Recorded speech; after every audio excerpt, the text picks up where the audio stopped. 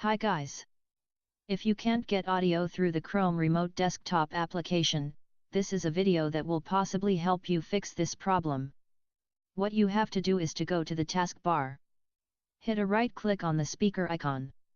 And select Playback Devices. Then, hit a right click on your default playback device. In my PC, this device is my speakers. So, hit a right click there. Select Properties. And go to the Advanced tab. Please make sure that the exclusive mode is enabled. Now, the reason why you don't get audio through the Chrome Remote Desktop application is possibly the default format. You have to select one of the first two formats to make the sound come through. I will select the second option, 16-bit 48,000 Hz. Hit Apply, and OK. You may also have to restart the Chrome Remote Desktop application, on your phone or on wherever you are remotely controlling your PC. This is it guys. I hope that you got it work. Bye.